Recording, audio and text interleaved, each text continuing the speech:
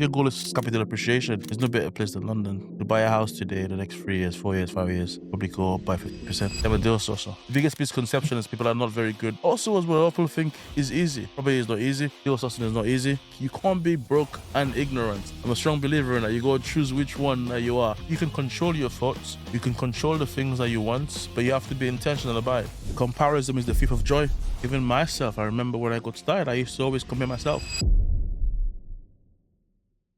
Where are most of your properties? West Yorkshire. West Yorkshire, so they're up north. Yeah. It's a big difference in prices from there to here, right? Oh, massive difference. A lot better value for your money. Rents are not too bad. There was one that I had the other day. Tell me if this is a good deal. So it was 400. Refurb. The builder said it would have been like 80k. There was a lot of scope to go to the left and also in the garage. GDV was 550. Is that a decent deal? I think profits after tax was about 50. 10% return on investment in London. In London, what would you do if it after? Would you sell it or would you keep it? Flip it. You'd flip it. I don't think the rents were that good. If you flip it, you don't make a lot of profit because 400 purchase, but you haven't probably include the tax. So it was a probate. Okay. So correct me if I'm wrong. Apparently, if you don't pay stamp duty on that, On probate properties. or if it's probate, it's a probate. It's not all the time. Probate is no qualification for no stamp duty. If it's habitable, then you have to pay. Okay. That's one tax. The other tax you have to remember you have to pay if you sell it. It's capital gains tax. Capital gains. So even if it's 40 and 80, that's 480. Sell it for 550, that's 70 difference. But then your stamp duty and at 400 would be a lot. Yeah. Probably it's definitely gonna be a lot. Average about 5% now. Capital gains tax about 28%. As a flip in London for the amount of money you're putting in, nah, you can buy a property up north and make a 50k profit. Yeah. And put 100k. A lot of people have said that to me. That's the issue with investing in London. Yeah, Everything's just so expensive. for sure. But obviously, it depends what your goal is as an investor. If your goal is just to capital appreciation, there's no better place than London. You buy a house today, the next 3 years, 4 years, 5 years, it'll probably go up by 50%. You won't get that anywhere else. But if you buy in because you want a good ROI, you can get a lot better out of London. Yeah. If someone had 50k to invest, what would be your advice on how to invest that 50k? That's a good question. I would just say it all depends on what their goal is. If the goal is to leave their job and get a very big cash flow, then I would just say probably get a rent-to-rent portfolio. Okay. With 50k, you could probably get about 10 rent-to-rents at least. Maybe not all in London, but you can definitely get about 10 rent-to-rents. If your goal is you want to just pack that money on the side, I would just say do a BR up north and reuse that 50k, buy a house for 60, 70 grand, and 20, 30 grand on it, refinance it, pull your money out, do it again. In the next 2 years, you can have about 4 or 5 houses with that 50 grand. So it all depends on the goal. I wouldn't just tell them, just do this, because that might not be a good fit for them. It all depends on what's the reasoning for wanting to invest in property. Now let's jump into what you do. So you're a man of many things. You're in property, you're a coach, you're a mentor. Let's dabble into like your property journey. Sure. So what's the main strategy that you kind of dabble into in the property industry? Yeah, man, I have dabbled in everything. I mean, I started off, I really wanted to live. That's why I'm so big on the goals. When I started in property, my main goal was to leave my girlfriend's parents' house at the time in Ealing and get my own place. The quickest strategy to get there was rent-to-rent and deal sourcing. So I quickly got about 3-4 rent-to-rents, allowed me to make about 2.5 to 3 grand a month. That covered my apartment in Canada, which is 2 grand. I go into that, then I wanted some cash flow to obviously, pay back debts, do this, do that, pay credit cards, that, and the other. I focused a lot on deal sourcing. So I go up to 10 rent-to-rents, and then I'm like, hold on a minute, I don't need to actually take on a rent-to-rent to be making a lot of money. I can just sell 1, 2, 3 deals. I focused solely on deal sourcing for a whole year and a half. Okay. Sold about 200 deals. Wow. That's in my life around a lot dramatically, the experience. But while I was doing the deal sourcing, there's a lot of things that came out of it. Number one, I built relationships with agents, relationships with deal sources, and most importantly, I built strong relationships with investors. So when you put a recipe together, you're a smart person, you can make a lot of money. So what I decided to do then was just focus on buying houses and not having to use my money. Because I had investors that trust me with their money because I was already selling deals to them and they could see what I was doing. So I started to, I raised the money for the first deal. The first property that I invested in, I didn't find it. It was a co-sourcer that was already possibly deals that I was selling for them. And I found out, and I was like, you know what, this is too good to pass. So I kept that deal. But also as well, there's also another investor I know who had money who was a little bit scared about buying a deal because he didn't have the knowledge. He wants to do it with somebody. So what I did was I used his money and we joint ventured together. So I didn't find the deal. I didn't fund it, but I own half of that house. We bought it for 175 grand. We converted 2 houses. It's over about 450 right now. Wow. And it's bringing around 6.5 grand a month because it's a 9-bed HMO and a 2-bed service accommodation. So that was my very first one. That's literally just smart because you're benefiting from both parties if I have to do a lot of work. And how many years ago was that? That was in 2021. Okay. I went from there. Now in 2025, we have 9 properties that we own. And I'm now doing a big development in West Yorkshire as well, converting a warehouse into 20 apartments. Yeah. You mentioned deal sourcing. What would you say is like the biggest thing that people don't realize about deal sourcing? Because I feel like online, you see a lot of people say, get an investor, get a property, put them together. It's not necessarily that easy. There's a lot of moving parts. For sure. What would you say is like the biggest misconception that people think of deal sourcing? Yes, that's a very good point. A lot of people think it's just as simple as just get deal sourcing, get investor, get a deal. But the reality of it is, and a lot of people want to do deal sourcing, but they don't want to actually learn about the strategies because you can be a great deal sourcer, but you first need to find the deals to sell it. If you're not good at finding deals, then you haven't got a product to sell. So a lot of people think you just learn about deal sourcing, but what they're missing out, they have to actually learn about the other strategies. So what kind of deals do you want to sell? What I've read as a deal sourcer, I've learned that rent-to-rent deals and BRR deals are the most popular deals that investors want. Why? Because more people have got 10 grand in their account than 100 grand. Number two, the people who have got 100 grand in their account, they want to recycle it. So if you learn those strategies in and out, you become very good at finding it, the selling it becomes a lot easier. But a lot of people want to focus on selling, but they're not very good at finding the deals. And they will just get someone's deal and just post it in a group and say, I'm a deal sourcer. So the biggest misconception is people are not very good, and maybe they don't know that they have to be very good at finding the deals. Also, as well, people think is easy. So one thing about me is, and I think that's one of the reasons that people like me, because I just tell you as it is. Property is not easy. Deal sourcing is not easy. But I'm not saying that to scare people because I also know being broke is not easy. I also know that being able to obviously go on holiday. I also know that working in a job that you don't like and getting paid 2 grand a month is not easy. So nothing in life is easy if you ask me. It's just that you have to choose which one are you willing to sacrifice, which one are you willing to put in the work in, which one are you willing to be educated in. And that's basically what it is. I tell all my students up front, however you're not signed up to my training, but I won't tell you this is a walk in the park. It definitely takes time, energy, and effort. Do you think people are lazy? You're lazy? Or do you think it's a lack of purpose, a lack of focus? Or do you think people are afraid to just put in the work? I don't think anybody's lazy, if I'm being honest. I just think a lot of people are ignorant. Not necessarily lazy because they might not be lazy in regards to property, but they might work in their job. And they might be brilliant at their job. Doing it like a robot almost. So they're not necessarily lazy. If they were lazy, they wouldn't be doing the job or what they're doing. Even there are people I know who's doing things on the streets. They're not lazy. They're working very hard on the streets, risking their life. So I think it's just that some people are very ignorant. They're going to see somebody who's successful and a person will tell them exactly what to do and they'll be broke and they won't do it. They're going to question, they're going to be like, I don't really know who this guy is saying. I'm like, come on, you can't be broke and ignorant. I'm a strong believer in that. You go choose which one you are. Because when I was broke, I definitely wasn't ignorant. Everything someone told me I was doing, I'm like, listen, let me just do exactly what they say. If it doesn't work out, I can blame them. But if I don't do exactly what they say, then I can't blame anybody. I can only blame myself. So I don't think people are lazy, but I think most people are too ignorant. In fact, I think it's one of the number one reasons why people are not successful. Ignorance. 100%. But ignorance can sometimes be seen as a negative word. Yeah, I mean, negative is obviously subjective. I wouldn't say I wouldn't say it's a negative word. I would just say that if someone's telling you, if someone has got something that you want, for example, we're in a podcast studio. It's a lovely setup. If I want to be a podcaster, and the owner of the podcast studio is telling me how many cameras I need, how much, which sort of cameras to buy, what size rooms.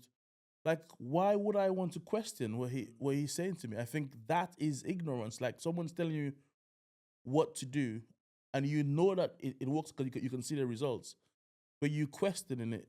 I think that's ignorant. I think that's what I mean. I don't mean it in a negative way. I just think like success leaves clues. If someone is winning, then they could teach you how to win. Yeah, no, exactly. Let's go back to let's go back a few steps. So how old are you, if you don't mind me asking? I'm 34. 34. So let's go to 16-year-old Evan. Okay. Where was he heading? What was he doing? Did he want to go to uni? Was his plan to ever be in property? Was it always to be an entrepreneur? Was it to be a 9-to-5er? Like, walk us through that story. Yeah, man. 16 is actually a very important year in my life, to be fair. Okay. And the reason why it was a very important year in my life because I was in Saint Lucia at 16 years old. I just left secondary school, which is, I believe, is equivalent to high school here. Okay. And at 16, the reason why I say it's a very significant year is because quite a few things happened that year. Number one, I made the Saint Lucia national football team. Oh, wicked. And I made the under 19, and I also made the under 21 as well in that year at 16 years old. And I remember I never traveled, so the under 19 team was playing a tournament in Trinidad. Okay. Just about half an hour flight, and the under 21 was playing in Saint Lucia. And obviously, the under 21, you 16-year-old, it looks better. But at the same time, it was in Saint Lucia, and I was like, you know what? I've never traveled before. I don't care if we played against Brazil. I need to travel. So I went to play for the under 19. That happened that year. So I traveled for the very first time. Also, as well, that year, what happened was my mom wanted me to go to college, all right, which is, I think, is equivalent to like university over here. And what happened was I got a half scholarship because I was very athletic. I was very into sports. I used to do track and field. So they were willing to pay half, and my mom was going to pay the half. But the thing is, my mom had been a single mom my whole life, really. So I know she didn't have the money to pay the other half. So she had to beg, borrow, and steal. And I've seen that for almost all my life. And at 16, I had the ability to go out and work. So I tell her, you know what, Mom? Let's put a hold on that. Let me go and work for a year. I will save the money, and then I'm going to go to school. My mom knows me well. She know I didn't like school. So she told me that's not going to happen because you're not going to go back. And she gave me an ultimatum. She told me, listen, if you don't go, if you don't get a scholarship, you go leave my house. But she was joking. But what happened was one night while I'm sleeping, she woke me up in the middle of the night. She told me, you have to give me a decision right now, Mr. Man. You gonna stay or you gonna? So I actually realized she was serious. I told her, Mom, please let me sleep. I'll let you know in the morning. She told me, no, you have to let me know. And in the middle of the night, I had to pack my bag and leave the house. The good thing is my elder brother had a house about 10 minutes walk. So I had to knock his house, and so at 16 years old, I left my mom's house as well. Also at 16 years old, my dad died from cancer. So that's why I said 16 is obviously, a significant year in my life, because I think that was the year when I was born, really, because number one, for the first time, I had to be able to provide for myself. So I got into a job at 16 years old. I was playing football, but football in St. Lucia is a hobby. It doesn't pay. And, probably if I was raised in this country, maybe I would be a pro footballer. If you asked me at 16 years old what I would be, I would tell you, swear blind, I would probably be a pro footballer because I was very good. I was like a Lukaku, big and strong, fast. I was, very, very fast because I actually used to sprint for St. Lucia on the 100 meters and the 4x100 meters. But the football doesn't pay. So the reality of it is only when I got some spare time, I'll play football. But all of my time was focusing on making money. So I got my very first proper job for a roofing company called Caribbean Metal. So that's my 16 years. It was a very, significant year in my life. And what was it like going in St. Lucia?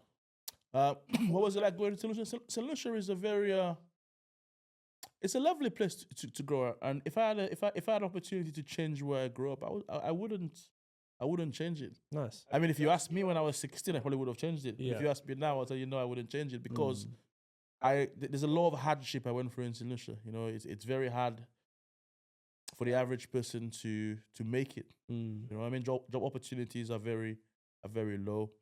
Business opportunities, not so much. The cost of living is extremely high. Mm. Hence the reason why the crime rate is extremely high, because at the end of the day, the average person, they've got a family. You know what I mean? They have friends, they have social media, so they want to have a nice life. But the reality of it is, you can't do that in a job because Yeah. there's not really much job that pays very, very well. Number two is the business opportunities. If it's not around tourism, there's not much growth for business. Mm. So the reality of it is, a lot of people have to resort to crime. You know, a lot of people in Saint Lucia, if they don't do crime, they do drugs Yeah. because they have to put food on the table. I'm not saying I'm not saying I condone that behavior, but I understand why they have to do it. So I found myself. Luckily for me, I never had to do any of those delinquent stuff because my mom was a proper tough mom. Right? She was the mom and the dad. I was the mommy's boy. She used to beat me a lot in public, anywhere. And that's why I said, if you asked me at 16, I probably wouldn't say I would be willing to swap it. But now I'm very grateful that I was raised that way, because going through those hardships has made my life a lot easier moving forward. Because I'm like, listen, if I can do the things that I've done to survive in St. Lucia, I can do anything. Yeah. So 100%, I'm very grateful for obviously having that really tough upbringing, which has made me a better person. They always say if your mom's life is obviously easy, is gonna make you. I forgot the saying, like if you raise with money, it'll spoil you, but if you raise in like poverty, it'll make you stronger, something like that. So I was really raised in poverty, and it's just made me stronger a lot mentally. Well, you're a reflection of your parents, right, as a kid. So if your mum was very hardworking, you will see that, and it's more likely for you to be like that when you're older. For sure. At what point did the mindset shift? So when did you move from Saint Lucia to the UK? So I came to Saint Lucia at I came to the UK. I came to the UK multiple times before I actually came to the UK to live permanently. The first time I came to the UK was I was 18 years old. That's with the first job I got at 16. I saved up money. I started to just spend money. I bought a car because having a car is a big thing in St. Lucia. I mean, people who are 40, 50, 60 years old doesn't even have a car. So at me, 16 to 17 years old, buying my first car. Between 16 and 18, I bought 2 cars. But I was just making the money and I was just spending the money, because when you're not used to having money and you then make money as a broke person, you feel like you have to buy certain things to impress people. So I was just spending money. But then I realized that, I've always set my eye on going out of the UK, because what happened was I saw one of my friends who went to school with me, and then he came to the UK, and then he came back to St. Lucia on holiday. When he came back on holiday, he was like, he had some nice designer clothes and stuff like that. They rented a nice villa. Kind of like really wanted that. So very early on, I realized that for me to become something and become successful, I have to leave St. Lucia. And I had a brother over here as well. So my eyes were set on coming to the UK to just have a fair chance, a fair crack at life. So at 18 years old, I came over here. Football led me here, so I came here to play football. I got a semi-pro gig. I had a few little trials, but around the same time, I had a big ankle injury, and that just ruined everything for me, for my football career. I had to go back to St. Lucia again 6 months. Then I came back over here for a holiday. So my plans of how to get to the UK was it was shattered multiple times. I remember, I think the second or the third time I came here, I got detained at the airport. I got sent back. So I'm thinking like, man, I had a clear goal. I'm gonna come to the UK and reside legally, not illegally. So after 3 opportunities, I was a bit deflated. I ended up going to work on a cruise ship, applied to work on a cruise ship as a bar staff. And I ended up finding my first son's mom. Jaden is 10 years old.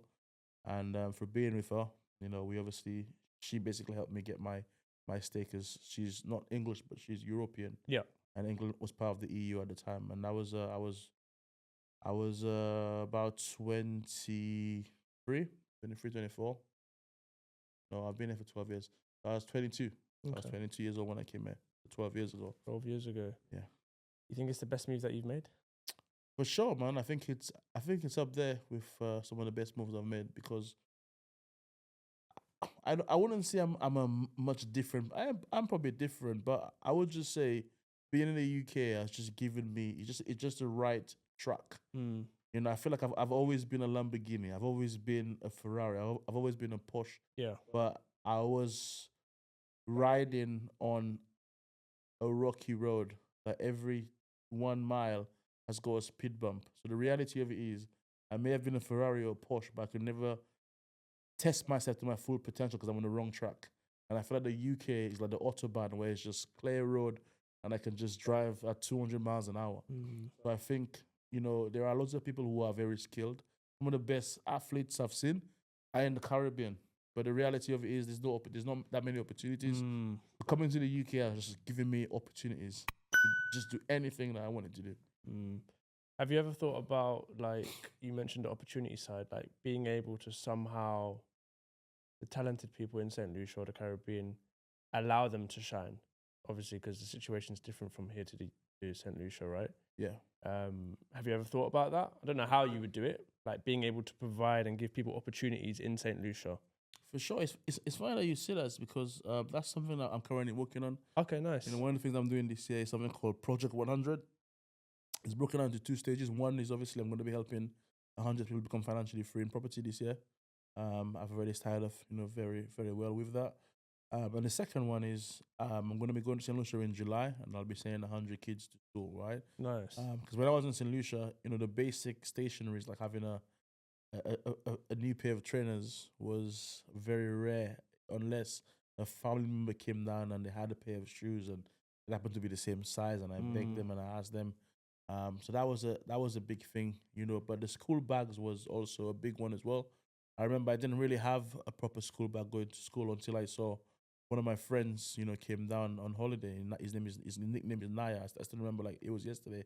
He had a blue and black Nike bag, and I remember asking him for this bag coming to go to school, and he wasn't saying no, but he wasn't really saying yes. But when he left and came back to the UK, he left the bag for me. So I was massively surprised. I had the biggest grin on my face going to school the next day because I had a shiny black and blue Nike bag. So that really stood out for me. Because sometimes I had to go to school with a broken bag or a nylon bag. It wasn't easy. So what I'm doing in St. Lucia now, I'm in a position where I can afford to help. I'm gonna obviously help 100 kids go to school. So I'm flying out myself and a few of my students as well. I'm obviously gonna go out there, give them school bags, stationaries, a brand new pair of school shoes. I love that. And help them out that way as well. I mean, that's one of the things I'm doing. But the long term goal, obviously, I'm helping loads of people do big things in property. Yes. And I realize it's a transferable skill. I can teach people in St. Lucia to do the same thing. Because whenever I go to St. Lucia, I normally stay in an Airbnb. The Airbnb is about £100 a night. I remember staying in one in December 2022, and we were paying £500 a night. It's a massive, I think it was a 5 or 6 bed, had a pool on that. And £500 a night, right? If you look at £500 is about $1,500 in St. Lucia. That's the average wage per month. £500 is about the average wage per month. Wow. And I was paying that per night on the Airbnb. So I think it's actually something that, I'm now getting a lot of requests from people in St. Lucia asking me about it. I'm like, hold on a minute. If I can, it's the same thing like what I teach over there. I'm now creating some kind of course for them. Number one. Number two, obviously make it very, very, very affordable. Because I think if people in St. Lucia know how they can make money from property, I can see how we can, decrease the level of crimes that there is in St. Lucia. So that's something that's in the works, and it'll be coming out very, very soon. Nice. I look forward to it. You mentioned that you help people financially free. What do you do in order to help them? Obviously, I know you've got your teaching and stuff, but just like a brief overview of how you help people get financially free in property. What do you teach them?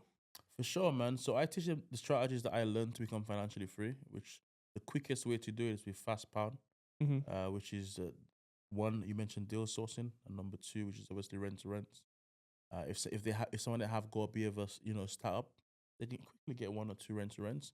The average person just needs about 5 rent to rents to become financially free.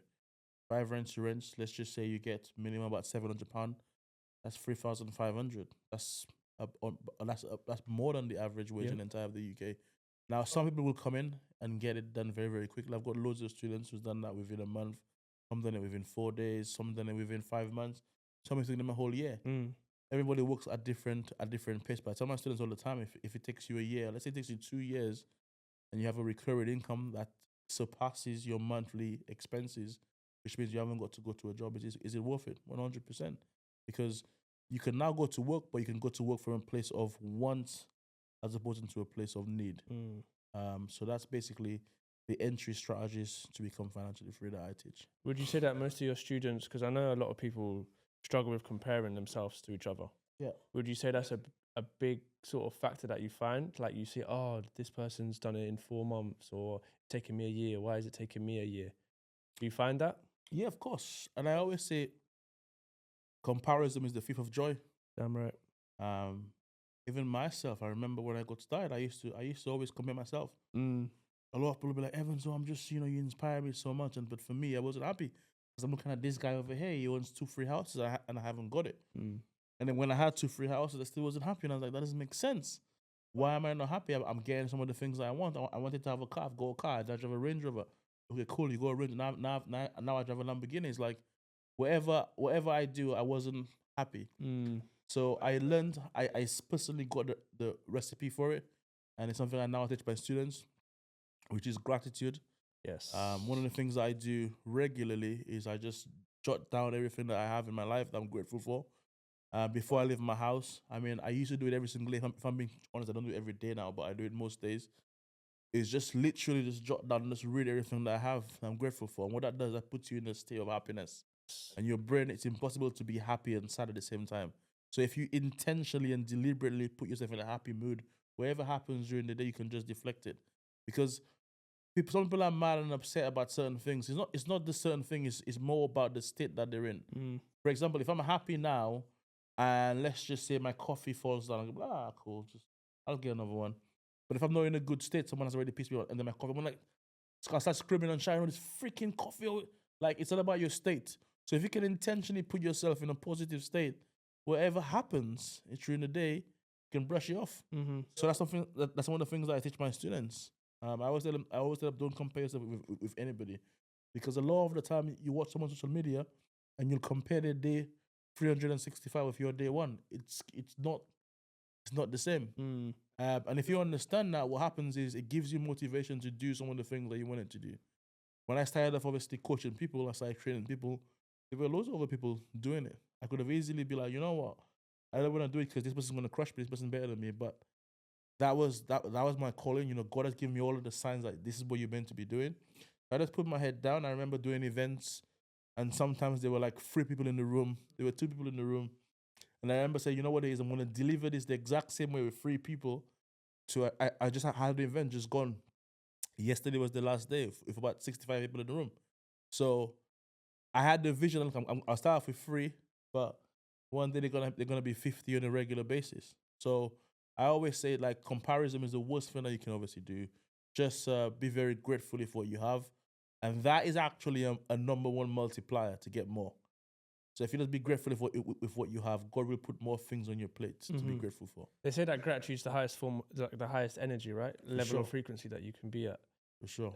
You mentioned the states. It's virtually impossible to be in a negative and a positive at the same time, right? For sure. And also, it requires the same amount of energy to think of a negative thought as it is to a positive thought. But why do you think that is? Why do you think it's so hard to think, oh, the positives are the positives, and it's so easy to think about the negatives and stay stuck in the negatives as to being happy in the positives? Like, why is it so hard in your eyes? Yeah, I think a lot of our life, a lot of things that we do is we just literally, it's just habits that we just repeat. And I feel like when you're doing something negative, you don't realize you're just building a habit.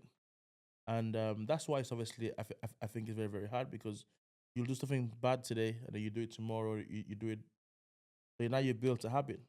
For you to change that habit, it's almost like bending iron. So they say it takes average about 21 days to break a habit. If you understand that, it becomes easy.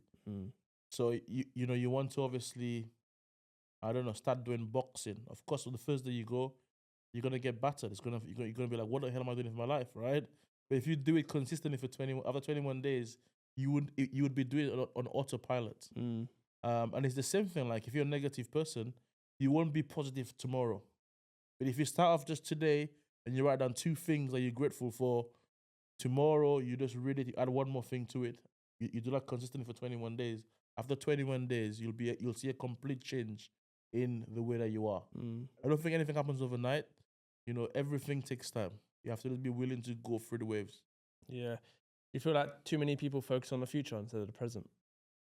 Yeah, and listen, I think there's a right way to obviously do it. I wouldn't say focus on the present, and I also say I also don't say focus on the future. I think the perfect combination is a hybrid. There's a hybrid of whether you're obviously going to focus on the future.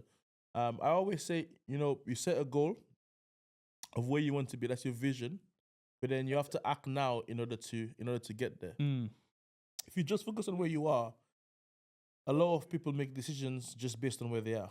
What do I mean by that? Some people obviously want to start in property, but they look at their account, they'll refresh it, and then they overdraft. And they're going to think like, man, I need to save for another 5-6 years, have a pot of cash, and then start. That's a decision based on where they are. That's completely wrong. If I did that, I would not be where I am today.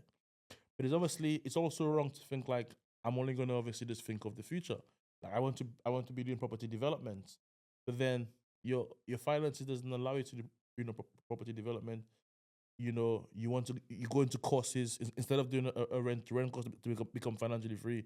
You're going to do a property development course, which number one, you ain't got the experience, you ain't got a pot to piss in, and even if you become successful and you do property development is a slow pound. It'll take you sometimes an entire year before you see a pound, right? And I tell people all the time, before you can run, you need to be able to crawl. So yes, you want to do property development, but you're still working in a job that you don't like. How about you just focus on getting out of the job, right? You get out of the job, cool. Now you have a lot more time to give property, and now you can probably do property development because you haven't got to worry about going to do the job with the boss. So I would obviously just say, think big, think long term, but obviously act like your life is going to end in 90 days. If you have that recipe, I think nothing can stop you. Yeah, I think too many people look at the results. They look at the results and think, oh, fuck, I can't do it. Whereas if they just change their thoughts, so instead of looking at their account and thinking, oh, I've got no money in my account, a lot of people, this is my view, a lot of people look at their results and that dictates their actions. I think it's your thoughts that dictates your actions. Because now if you believe that you can make £1 million and you believe it, the universal laws will allow you to take the actions day by day, which will enable you to change your results. But a lot of people look at their bank account and think, I can't do it. And then the negative doubt, 100%. all that stuff comes in. 100%. My biggest saying is thoughts are things. Yep. Like literally when I say this to you, like almost my whole life I've fought it. And I've not just fought it, but I've also actioned it. There's certain things I do. I write what I'm thinking now, what the things that I want, as crazy as it is, I write it down. Right? I have vision boards. I put pictures of the things that I want, and I see it every single day. So I would say if you can do that, you'd be surprised how your thoughts can be converted into the things that you want. Like I wanted, I remember I saw a guy driving a Lamborghini a few years ago, right? Now at that time I just bought my first Range. I just bought my Range Rover, which that was the top of my goal. And I got a Range Rover, and it's very, very nice. But then I saw a guy in Canary Wharf in the same building where I was living. Has a Range Rover. He's a young black guy. And he does, I think he was doing, I don't know what business he was doing. I was like, I want this car, but I don't know. It's just like I wanted the vehicle, but I just kind of like didn't feel like Lamborghini material until I started to just write it down. So I've got a little book of my goals that I write it down, and by obviously reading it regularly, I started to be like, you know what? I actually think I'm worthy. I started taking a picture of a Lamborghini. I have it on my screen save on my phone. I think I still got it today. And I also have got it on my vision board. And last month I went to Lamborghini and I bought almost, well, it's not brand new, it's got 1,500 miles on it, but I bought a Lamborghini Urus, just last year. So to say how thoughts are things is an understatement. It's very, very powerful, right? But you can control your thoughts. You can control the things that you want, but you have to be intentional about it. I would say anything that you want in life, you can have it, but you go put energy on it. Yep. You have to be intentional about it. You have to be very lucky for it to happen by accident. You have to put energy on it. If you put energy on it on anything. Well, they say where energy goes, what is the saying? Where energy goes, energy flows. Or what you concentrate on, energy. If you focus on a negative, you're going to get the negative. If you focus on a positive, you're going to get the positive. But also they also say that if you tell yourself a lie over and over and over again, of course you're going to start believing it. 100%. 100%. That's why there's a lot of laws to success. People who are successful a lot of people happen to think, even I used to think, they're just lucky. Maybe mom gave them the money, maybe they invest in something at the right time. But now I am successful. Now I'm around people, a lot of people are successful. I realize there's no luck in this. It's a lot of people actually intentional about it. You know, so you may see somebody winning today, but you haven't seen the years they've been failing and they've been working in the background. They've been trying to do this, they've been trying to do that. Man, like I've been doing property for 5 years. I have had so many L's in property, so many L's, so many, you know, deals have obviously fallen through, deals have gone wrong, tenants not paying me, you know, guests leave me bad reviews, landlord want to get the property back. I have had so many L's, but most people don't know about it. They'll just say, cool, he's living in Canary Wharf, he does a Lamborghini, like life is great. But if they actually seen the backstory of how it all happened, then they'll put some respect to my name. And I think anybody who's successful. Yeah, no, it's hard. It's not easy running your own business. Not at all. A lot of people think that they can just leave their job and run a business and think, yeah, I'm just going to get money. But it's just as hard as, if anything, you'll probably work harder in your business as an entrepreneur than in a 9 to 5. Of course. That's why the mindset is important. Yes. That's why the mindset is important, because I you know, what I do have a lot, because a lot of the students I have, I'll probably say about 80% of them are sort of like rent to rent and those sorts of people, right? And what I find, I see a massive trend of those people. They come into doing this with a get-rich-quick mentality. And I have to really stop them and calm them down. I'm like, you are a business owner. You are not employed by me, right? You have your own business. There's a massive difference if a business owner and an employee. Like, what do you mean, Evans? I'm like, well, here's the difference. You're working in a job. How often do you get paid? You get paid every month, sometimes bi-weekly, sometimes weekly. But let's look at the facts of business owners. How long will it take the average business owner to break even? Take years. The average business in the UK is 5 years to break even. Just to break even. Doesn't mean they've made profit. Doesn't make break even. That's what the fact shows. How is it that you live in your job, you want to start a business, and within 1 month you haven't got a deal sold, within 1 month you haven't got a rent to run, and you think you failed? You're having a laugh. It doesn't make sense. The average chicken shop, before they can obviously make money, they've taken out a big loan already to find a place. 40, 50 grand to buy the air fryer and do all this stuff. Then they have to employ people. And then when they do that, they have to market and hope that someone comes in to buy a 6 wings and fries for £2. It takes them years to make their money back. But you want to start a property business, in your first month you don't sell a deal, you feel like you're failing. Well, you're not. The issue is the mindset. So I tell them, listen, property is one of the best businesses. And the reason why is because you can start today and you can be in profit within the first month. Which business can you do that in? But the ones who obviously do that, what they have the mindset. I say, listen, even if you don't make money your first month or your first 6 months, you are not losing.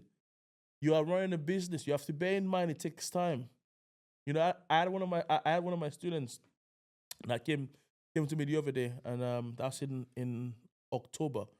In October, I met the guy, and before, when I met him, I was talking to him, and he told me for 2 years he's been trying to do property, and he's invested like thousands of pounds. Invested £14,000 in total with some other mentor doing some other property training and that, and you could see he was just deflated, and he wasn't really sold on it. But obviously, with my energetic videos and if I was being on social media, like, he told me that I gave him hope. So obviously, book a call.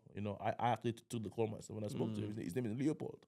And I'm like, bro, like, I think there's a reason why we're on the phone. I'm like, if God did not want you to win, he probably would have not showed you my video. So I think everything happens for a reason. I'm like, you go give me a chance to help you, because I can definitely help you. He was like, Evans, I've heard the thing before. I'm like, okay, cool. Well, don't do what I say. Stick with your 14 grand of L's and continue mowing about life. Or give me a chance to help you. And something obviously made him want to work with me. And then from then, that's October. We're now in January. He now has 4 rent-to-rent deals. He basically quit his job. And last month he bought a house using none of his own money. He raised finance from one of my students and has now bought a house. Wicked. So from October till January, he now has 5 property deals that he never had in 2 years. So that's why I say to people a lot of the time, there are years when nothing happens in your life, but there are days when years happen. That's why you have to stick around and you have to play the long game. Yes, if you get results quick, it's great. but sometimes you won't get results quick, and it's deliberately for a reason, because you have to be taught certain things. You have to get certain lessons in order for you to use that to now kill the game. You got to stay patient, right? 100%. It's God- important. God will not give you something that you're not ready to receive. 100%, for sure. Let's take a step back. You mentioned some of the best moments. I think you said when you were in Saint Lucia. What other moments can you think of that are up there in terms of your best moments? I mean, there are loads of moments. I would say, definitely when my dad passed, that was a big moment in my life, because my dad he was never living in the house, but it's always been a visiting household. My dad was he was a good man. He wasn't a perfect man. He was an alcoholic. He was a very good man. But when he got paid bi-weekly, the whole town knows that he got paid, because he used to drink and get drunk very badly, scream and shout. He had to be carried home. He used to get pickpockets, gamble.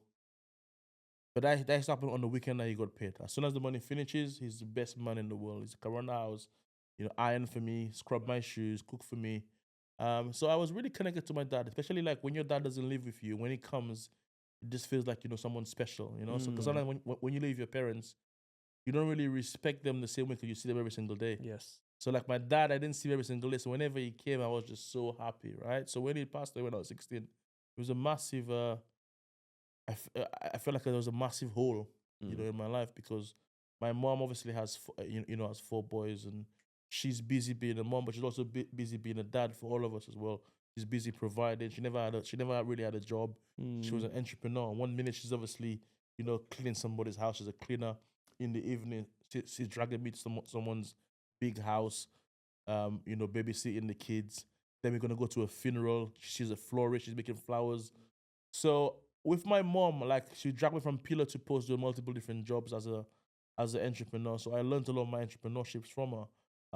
And I love my mom, but it's always different for a man for his dad. Yeah. Like, a man's first love is his dad, right? My dad was obviously my first love. I just wanted so badly to always impress my dad and stuff. So when he passed when I was 16, and I didn't really achieve much in my life.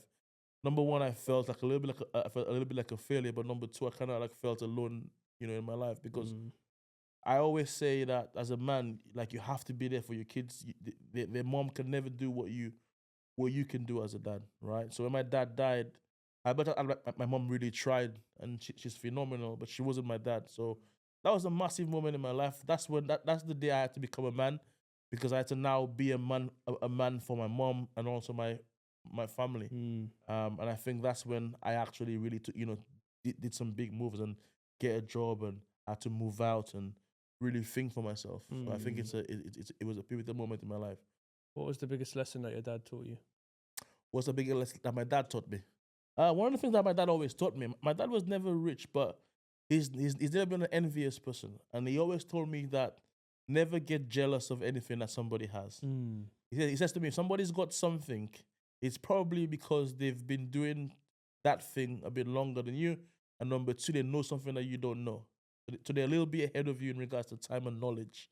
That's basically what he said to me. So that really stuck with me. And even to this day, if I see someone who's obviously successful in something, I just want to know what they did. I'm not gonna be like, it must be. You know what I mean? That's not my style. I'm like, bro, what is it that you do? How you do it? Because I want to get the knowledge, and I know if I get the knowledge that you have, and I apply a bit of patience over time, I'm gonna get it. So I think my dad saying that to me is a massive thing. When I saw same thing, like, obviously now now I'm doing very well in property, but when I saw people doing property, and I saw videos, I'm like, you know what? If he can do it, I can do it. So I had to find out how they be able to do it. And a lot of people are just saying that they paid for education. I was never an advocate for that, because that's not something that we do as a black people. We don't pay for things that we can't see. But I realized I wanted that result. And 99% of people were telling me they paid for education. I'm like, you know what? That's what I go do. So yeah, man, my dad always just taught me that, never get envious or never get jealous of what people have. If they have it, it's because they know something that you don't know, and they've obviously been doing it over a period of time, and that's really stuck with me. And even to this day, I live by that. So one thing I like to do, Evans, I like to take accountability. So I feel as though people don't take inventory of themselves. So they never ask themselves what they're doing well and what they need to work on. So you as an individual, what is one thing that you need to work on that makes you a better mentor, a better coach, a better person, a better father? What is that one thing that you need to work on? For sure, man. That's a very good question. And it's funny that you say that because I am a massive advocate of that. Yeah. In fact, I just wrote a book on that. That should come out next month called The Ability to Edit Your Life. Because I think that's so important. Exactly what you just said. The accountability. What are you doing wrong? Find out what it is. Stop doing it. What are you doing right? Put some energy on it. Put some fuel on it. So one of the things that I know that I can do better as a mentor is I can obviously be in better health. Okay. In the last 3-4 years, since I really started to hone in on property, I just specifically just did property. And I put on a lot of weight since I started property, right? So I don't want to teach my students when you start making money to put on weight. That's obviously bad because my health, obviously, I've got a lot of energy. And the more weight I'm carrying, the less energy I can obviously exert. And obviously, I believe you can have your cake and eat it. You don't have to just go to the gym and have a six-pack and be broke. Neither do you have to just be rich and have a nice house and be fat. I feel you can have both. So I'm actually making massive, strides towards that. But that's definitely something that I know I can do better. Wicked. We look forward to it. And then what's one thing that you do really well? I think one thing that I do really well is that I really care about people. I genuinely care about people, and I'm a very humble person. And I think the reason why I'm so humble is because I have had money before. God has taken it from me, and has put me in a very bad situation, and has also built me up again. So what that taught me is that whatever I have now could be taken from me at any given time by God. So even if I'm winning now, I never treat anybody lower than me, lesser than me, because I know that God can just take what I've got at any given moment. Someone might be nothing today, but in the next 2 years, there might be a property tycoon or massive business or influencer, whatever it is. So I think I am very, very humble, and I treat everybody the same. I don't have preference because you're white, black, short, tall, Indian, male, female. I treat everybody like they are somebody. And I think that can obviously, that's very visible, and I think that's why a lot of people can connect and relate with me. Yeah, I love that. It's so important. 100%. It's so important. I'm going to wrap up some of the questions that we have here now. So I ask all my guests the same type of questions. The first one is obviously you're in the property field. Doesn't necessarily have to be with property, but what advice would you give to someone? It's a good question. What advice would I give to somebody? I would just say, number one, there's no need to ever change anything if you are happy for where you are. Okay. So I think the first question you have to ask yourself is, are you happy with your current situation? And that could be in your life, it can be in your relationship, it can be in your health. And if the answer to that question is no, then you have to work on it, because as human beings, we're not a tree, we're not planted. We are the only we're the only species that's got unlimited potential. So if you are not happy with whatever you have right now, number one, the first step of obviously change is realizing that you're failing or you're not doing well in this department. And after you've done that, then what you have to do, you have to edit your life. Why is it failing? Why am I not happy? Why I don't like my job? Is it because of my boss? Is it because I just don't like working for somebody? Why? Now, when you edit it, that you now found the root cause of what the problem is. And now you need to action it. You have to sacrifice to do that. Sometimes you may have to get help. You may have to get counseling. Maybe you may have to get, a mentor or coach, because it's a lot harder to do something that's completely different on your own. It's hard because you have to unlearn everything that you've learned. You have to take off a habit that so you will normally need a bit of help to do that. So if, let's just say, for example, you're not happy with your finances. Okay, why? It's probably because I'm working in a job that's obviously paying me, that's undervalued me. I'm not getting paid. All right, cool. So we know what the problem is. What can you do? Well, I can start my own business. Well, what business can I start? Property. Can I figure out the answers myself? If the answer is yes, then cool. But most times the answer is no. So maybe get help. Maybe get someone who's doing it to help you. Most times they won't because they're very, very busy, but you have to obviously pay to play. You have to get a mentor. Cool. That's going to help you. And the last thing is knowledge is not everything. And knowledge is not power. Knowledge applied is power. So when you find that person who gives you or tells you what to do, you have to do it. The only thing that people can't do is do it for you. They can tell you, they can show you, they can give you videos, they can hold your hand and bring you with them, but they can't do it for you. So you need to press the gas and action what you've learned. Yeah, the applied knowledge is so important, because you can learn all this information, but if you don't utilize what you've learned or take action, it's rendered useless, right? For sure. Who's had a significant impact in your life and why? Man, I've had so many people that have had significant impacts in my life. I would say my son Jaden. My son Jaden is 10 years old. I remember in 2020 he came to my girlfriend's house at the time because I didn't have my own house. In fact, I had my own house with me and his mom, but we split up, so I left the house for her. And then I obviously moved to family. I ended up moving in with my girlfriend at the time named Ellen, right? And what happened was she had a single bedroom in her mom's house. So when Jaden came down on the weekend, what happened is I used to give him the bed, and we used to take a mattress off the bed, and we used to sleep on the floor. But one specific weekend, I asked him, Jaden, what do you want to be when you grow older? And he told me he wants to be a dentist, like his uncle, Marius. And I was just like, why do you want to be a dentist? And he was like, oh, because Marius buys him toys and Marius brings him here. And I just realized that he wanted to be like somebody because of the lifestyle that person gave him. And for me as a man, I felt like a failure. I'm like, if you have one kid, in fact, it doesn't matter how many you have, but at the time I had one kid, a son. His main goal is to want to be like you. And he doesn't want to be like me. So I realized that I was failing in life. And I think it's important to admit when you're failing. I was a loser at the time. I didn't blame him. Because why? At the time, I haven't got my own place. I'm sharing a single bedroom with my girlfriend. I'm driving a dad's car. I haven't really got a permanent job. The income is obviously very, very low. I put a bit of weight. I'm a little bit stressed. No wonder he doesn't want to be like me. So when he told me that, I think that was the day I drew the line in the sand. That was the day I said, you know what it is? I'm going to give myself everything I have to change my situation.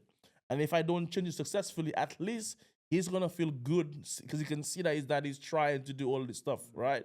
So I know worst case scenario, he'll still be proud of his dad because his dad is a trier. And that actually led me to going all in property, beg, borrowing, and still getting educated, sacrificing, quitting my job. And that has catapulted to becoming financially free very, very quickly. So now I've been a property millionaire, and I've inspired and I've helped loads of people change their life around. But I think it all got started because of my son, Jaden. So definitely, I think it's a massive... So that's where the mindset shifted? Oh, for sure, 100%. I think pain is the biggest driving force than joy. You can tell somebody, hey, if you do property, for example, you can obviously have a nice car. Do I really need a nice car? But then if their girlfriend, if their wife is going to cheat on them, if they don't sort their finances out, they'll do whatever it takes. So I always say pain is a better driving force than probably a shiny coin, should I say? No, I agree. What's one quote that you live by? One quote that I live by? Wow, I've got so many quotes. I would just say one of the ones that I'm a really advocate of is how you do anything is how you do everything. I love that. I always say this. I say how you do anything is how you do everything. Yep, I say that all the time. I had a student of mine called Manfred, right? Manfred, he's a guy who was in a bit of a gang in Leicester. And when I met him, he came to me and said to me, you know what, Evans, I really want to change my life around.